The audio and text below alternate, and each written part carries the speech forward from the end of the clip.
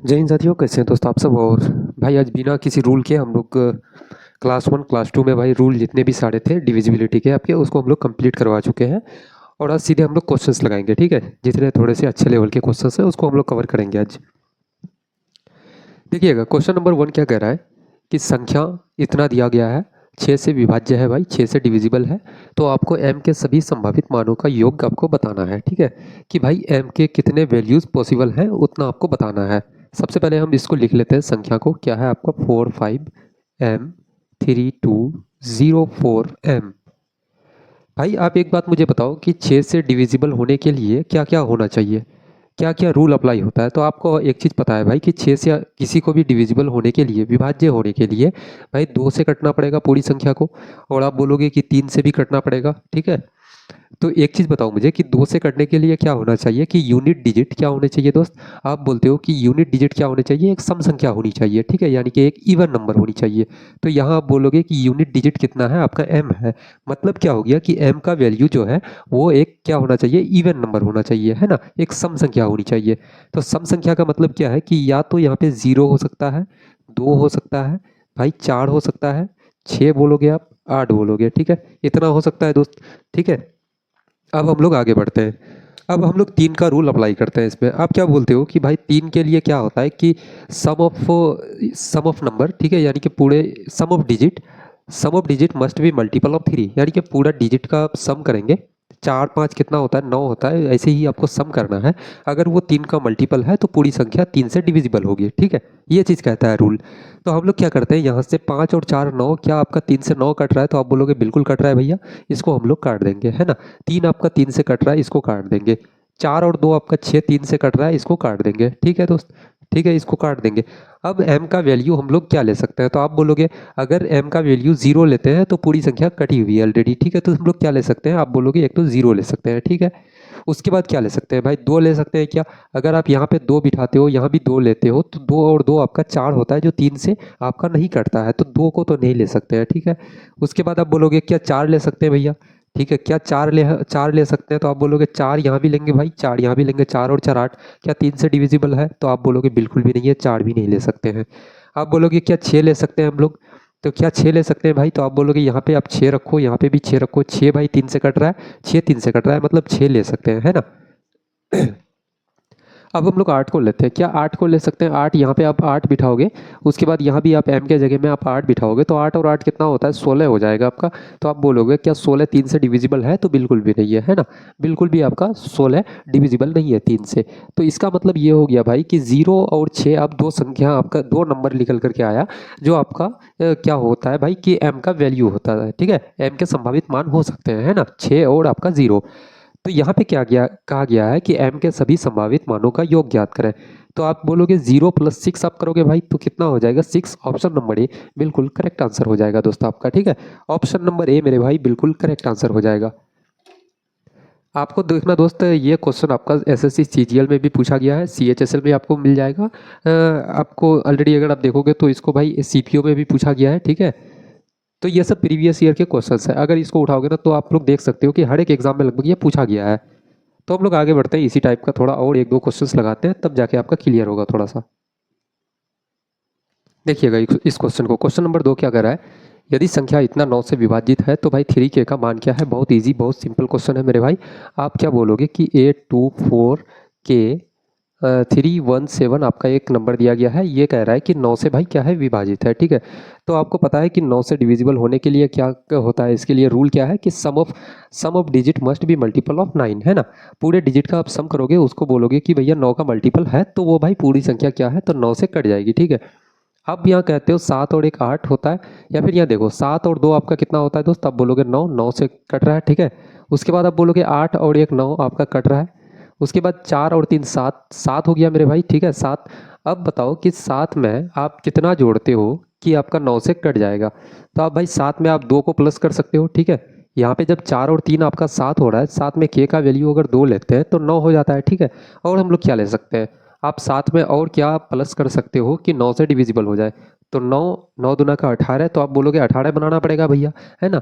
तो 7 में और कितना प्लस करोगे कि आपका 18 बन जाए। तो आप बोलोगे 7 में अगर 11 को ऐड करते हैं हम लोग तो आपका 18 बन जाता है, ठीक है। आपका 18 बन जाएगा। तो क्या हम लोग एक के का वैल्यू को हम लोग 11 ले सकते हैं? तो आप बोलोगे बिल्कुल भी नहीं ले सकते हैं, आपको सिर्फ सिंगल डिजिट लेना है, ठीक है, सिंगल डिजिट। तो आप बोलोगे भैया एक ही पॉसिबल वैल्यू है 2, तो आपको सिर्फ और सिर्फ क्या निकालना है, 3 के का वैल्यू। 3 के का वैल्यू कितना हो जाएगा, 3 इंटू के का वैल्यू 2 है, 3 गुना 2 आप करोगे 6। ऑप्शन नंबर ए बिल्कुल आपका करेक्ट आंसर हो जाएगा दोस्त, है ना। ऑप्शन नंबर ए मेरे भाई बिल्कुल आपका करेक्ट आंसर हो जाएगा।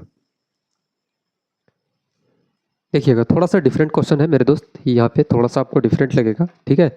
इसको हम लोग सॉल्व करते हैं। ये क्वेश्चन नंबर 3 है आपका। देखिएगा क्या कह रहा है कि 28,400 के निकट हुए दो संख्याएं कौन सी है जो 9 से आपके विभाज्य है, 9 से डिविजिबल है। तो आपको भाई चेक करना है यहाँ पे कि 9 से आपका, सबसे पहले तो आप देखो कि 28,400 के करीब कौन सी संख्या है।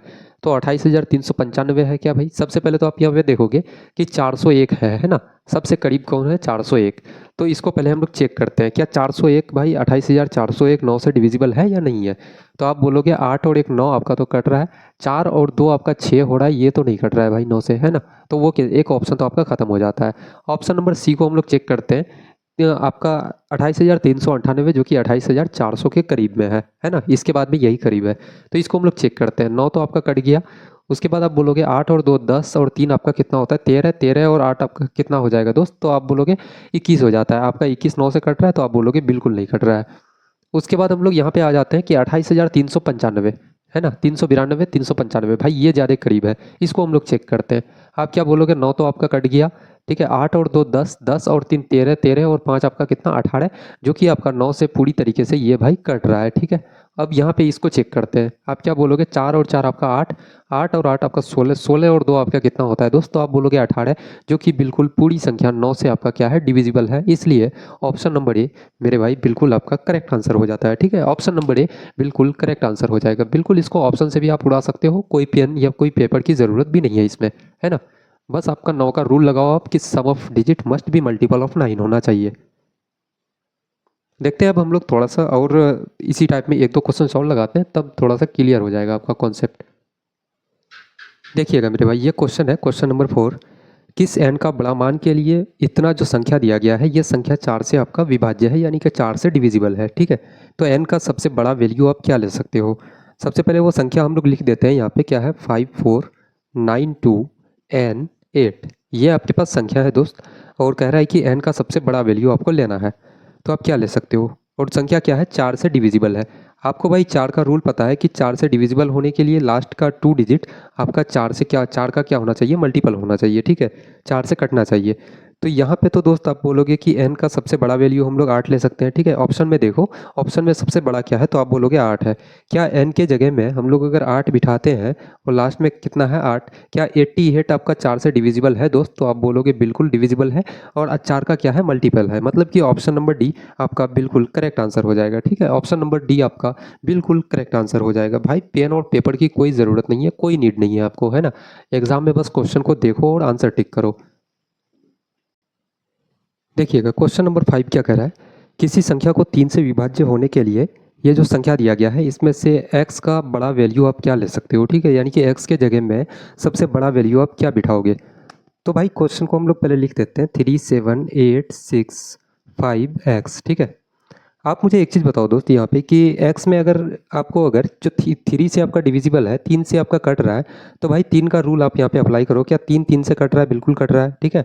8 और 7 आपका 15 3 से कट रहा है, इसको काट देंगे। 6 आपका 3 से कट रहा है, इसको काट देंगे, है ना। अब आपके पास 5 बच जाता है।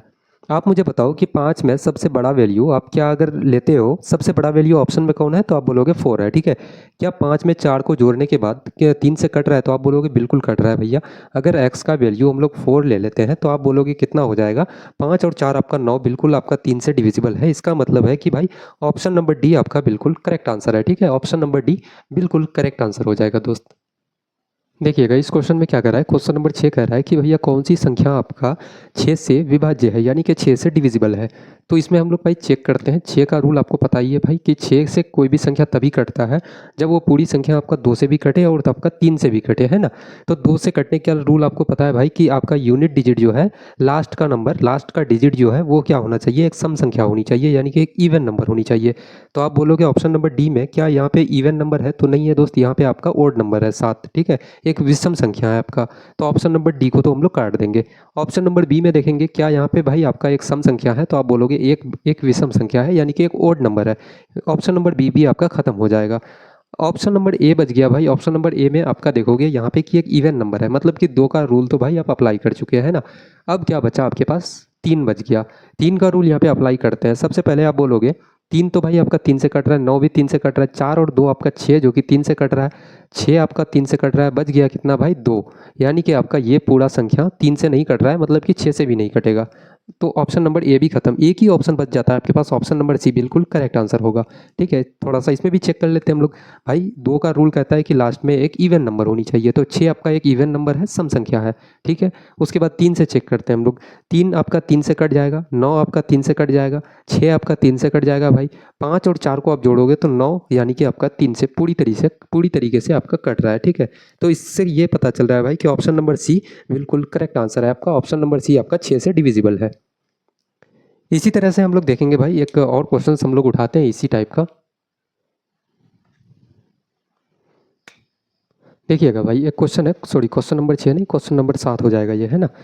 कौन सी संख्या 11 से विभाज्य है। ठीक है, 11 से कौन सी संख्या विभाज्य है, तो आप ऑप्शन में चेक करो। सबसे पहले हम लोग यहाँ पे देख लेते हैं दोस्त, ऑप्शन नंबर बी में देखते हैं।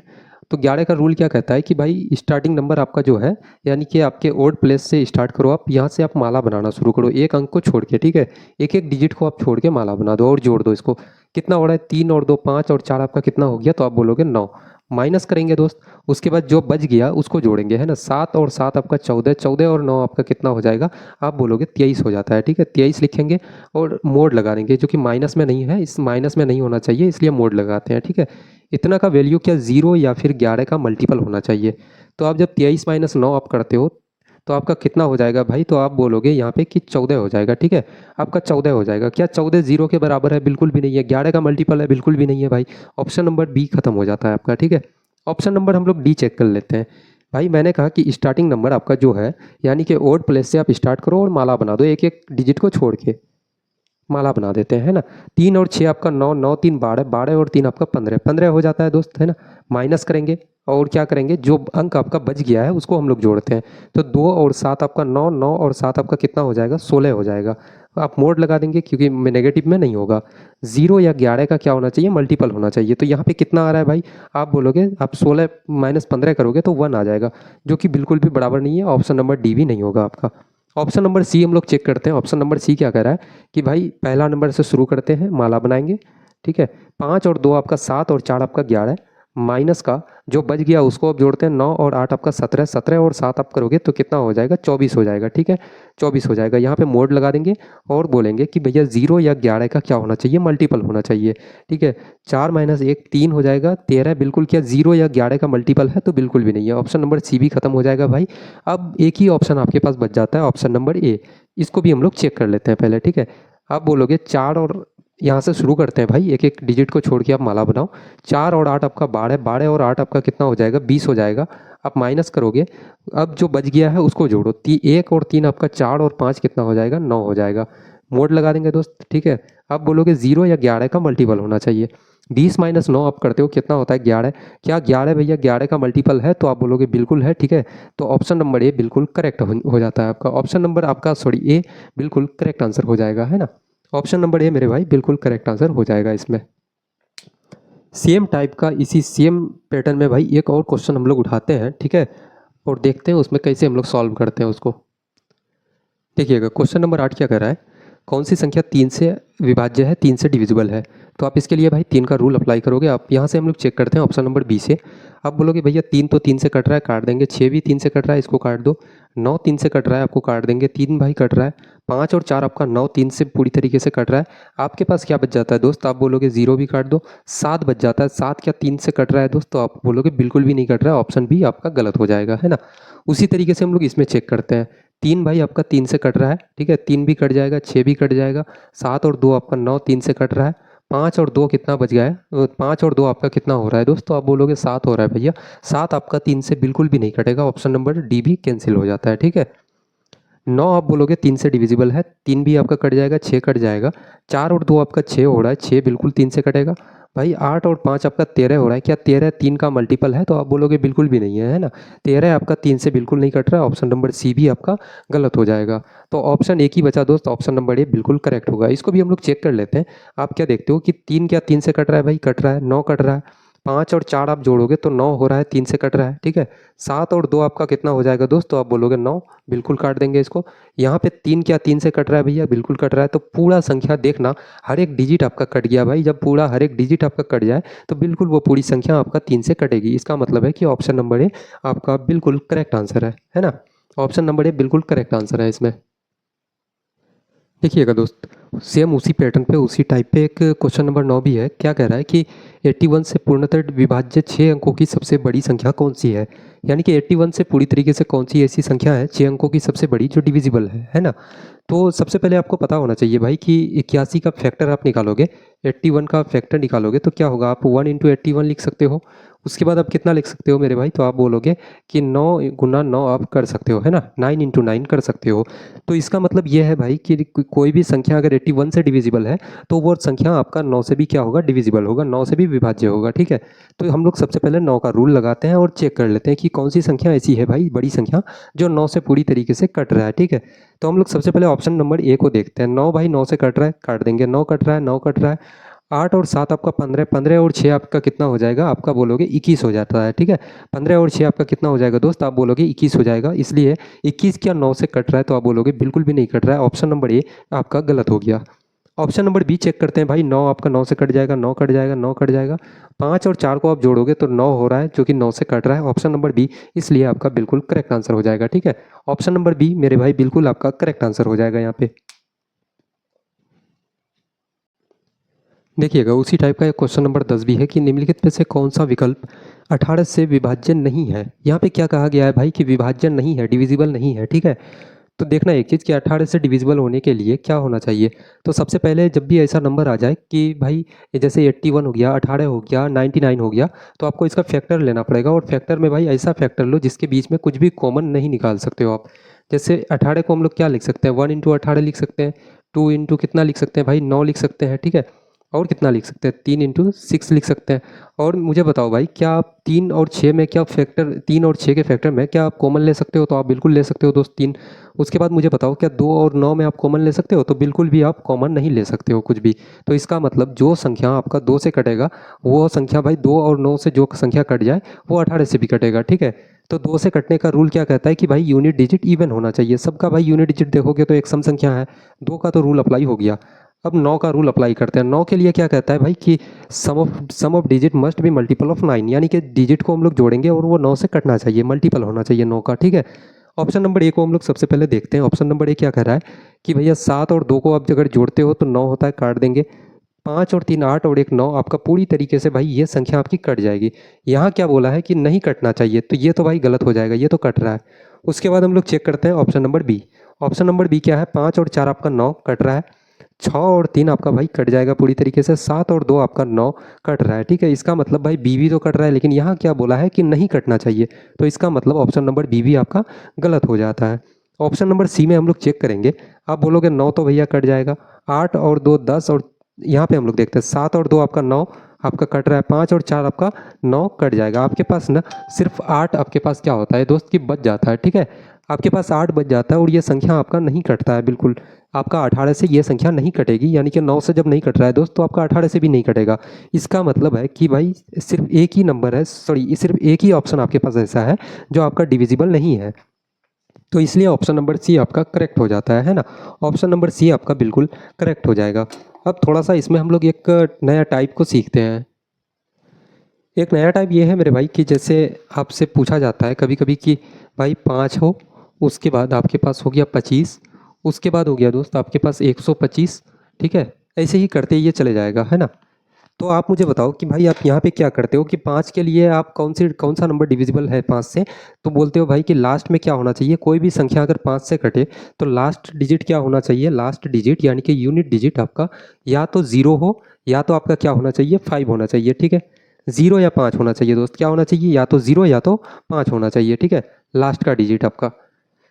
उसी तरह से हम लोग 25 को देखेंगे तो 25 में क्या है भाई, तो आप बोलोगे ये 5 का स्क्वायर है आपका, क्या है 5 का स्क्वायर है आपका, ठीक है 25।